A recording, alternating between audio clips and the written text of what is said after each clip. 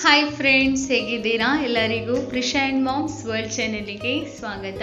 ಹಾಗೆ ನಾವು ಮೊನ್ನೆ ಸಂಡೇ ಯಾವ ಕಡೆ ಹೊರಟಿದ್ವಿ ಅನ್ನೋವಂಥ ಒಂದು ಸಣ್ಣ ವಿಡಿಯೋವನ್ನು ನಾನು ನಿಮ್ಮ ಜೊತೆ ಶೇರ್ ಮಾಡ್ತೀನಿ, ನೋಡ್ಕೊಂಡು ಬನ್ನಿ.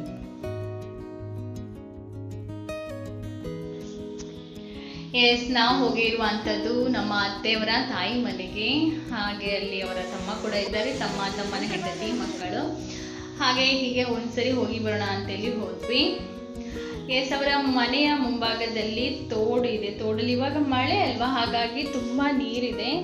ಹಾಗೆ ಅಲ್ಲಿ ಆ ವ್ಯೂಸ್ ಎಲ್ಲ ತುಂಬಾ ಚೆನ್ನಾಗಿದೆ ನೋಡ್ಲಿಕ್ಕೆ, ಫುಲ್ ಗ್ರೀನರಿ ಆಗಿ. ಹಾಗೆ ಮಗಳು ಹಠ ಮಾಡಿದ್ಲು ಹೋಗಿ ಬರೋಣ ಅಂತೇಳಿ, ಹಾಗಾಗಿ ಒಂದು ರೌಂಡ್ ಹಾಕಿಕೊಂಡು ಬರೋಣ ಅಂತೇಳಿ ಹೊರಟ್ವಿ.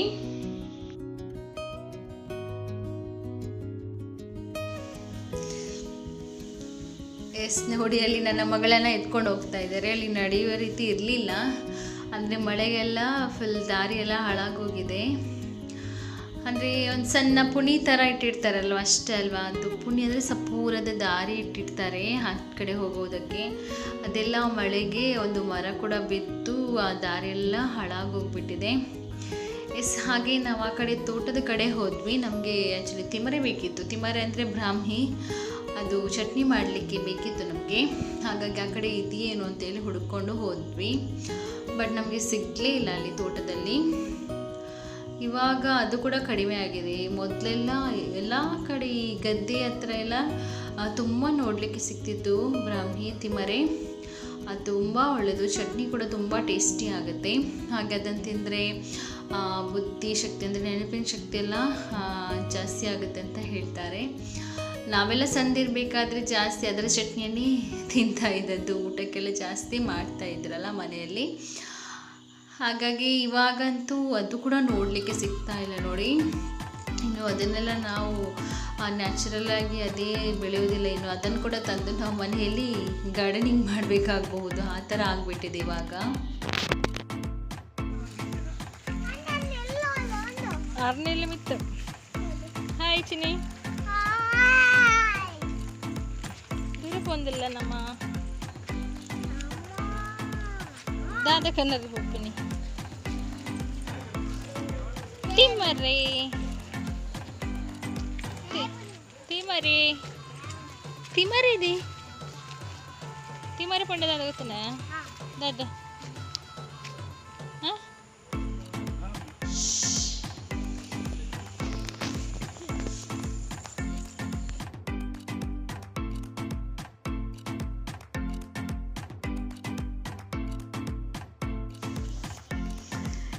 ನೋಡಿ, ತೋಟ ಎಷ್ಟು ಚೆನ್ನಾಗಿದೆ ಅಲ್ವಾ.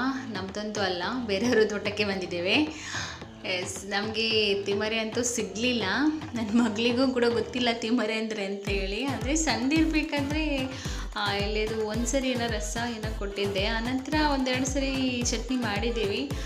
ಆದರೆ ಅವಳು ಚಟ್ನಿ ಮಾಡುವಾಗ ಎಳೆ ನೋಡೋದಿಲ್ಲ ಅಲ್ವಾ, ಹಾಗಾಗಿ ಅವಳಿಗೆ ತಿಮರೆ ಅಂದರೆ ಏನು ಅಂತ ಅಷ್ಟೊಂದು ಐಡಿಯಾ ಇಲ್ಲ. ಹಾಗೆ ನಮಗೆ ಇಲ್ಲಿ ತೋಟದಲ್ಲಿ ಕೂಡ ತಿಮರೆ ಸಿಗಲಿಲ್ಲ. ನೋಡುವ, ಸಿಕ್ಕಿದಾಗ ನಾನು ನಿಮ್ಮ ಜೊತೆ ಶೇರ್ ಮಾಡ್ತೀನಿ ತಿಮರೆಯ ಚಟ್ನಿ ಯಾವ ರೀತಿ ಮಾಡೋದು ಅಂತೇಳಿ.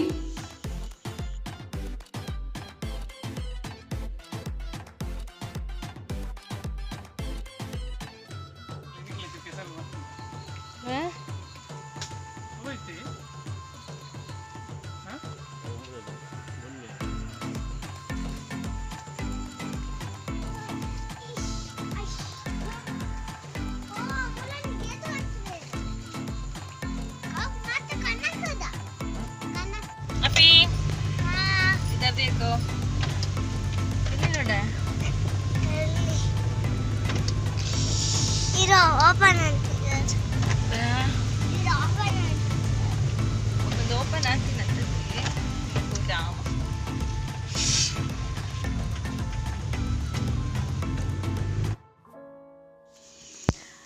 ಹಾಗೆ ಇವಾಗ ನಾವು ಸಂಜೆ ಅಷ್ಟೊತ್ತಿಗೆ ನಾನು ನನ್ನ ತಾಯಿ ಮನೆಗೆ ಹೋಗ್ತಾ ಇದ್ದೀನಿ.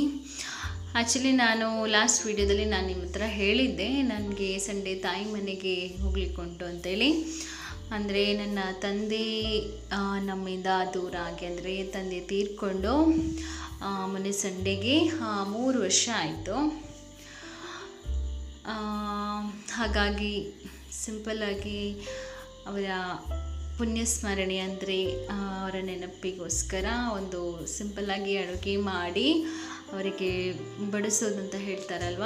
ನಮ್ಮ ತುಳುವಿನಲ್ಲಿ ಆಟಿ ಅಮಾವಾಸ್ಯೆ ದಿವಸ ಎಲ್ಲ ಕೆಲವು ಮನೆಯಲ್ಲಿ ಮಾಡ್ತಾರೆ. ಹಾಗೆ ನನ್ನ ತಂದೆಯ ಪುಣ್ಯಸ್ಮರಣೆಯ ವರ್ಷ ಅದು ಆಟಿ ಅಮಾವಾಸ್ಯೆ ದಿವಸವೇ ಬಂದಿದೆ.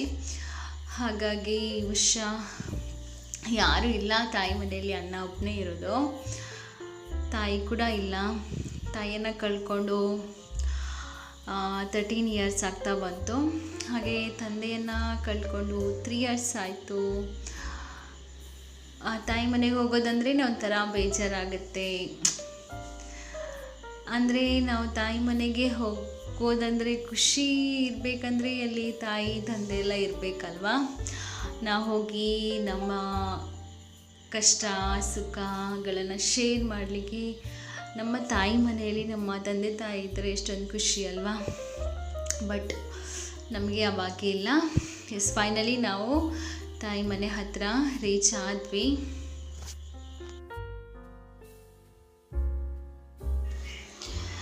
ಹಾಗೆ ನನ್ನ ತಾಯಿ ಮನೆಯ ವಿಡಿಯೋವನ್ನು ನಾನು ಆಲ್ರೆಡಿ ನನ್ನ ಚಾನಲಲ್ಲಿ ಹಾಕಿದ್ದೀನಿ. ಹಾಗಾಗಿ ಇವತ್ತು ನಾನು ಯಾವುದೇ ರೀತಿಯ ಡಿಟೇಲ್ ಆದ ವಿಡಿಯೋವನ್ನು ತೆಗೆಯಲಿಲ್ಲ. ಇವಾಗ ನಾವು ನಮ್ಮ ತಾಯಿ ಮನೆಗೆ ರೀಚ್ ಆದ್ವಿ.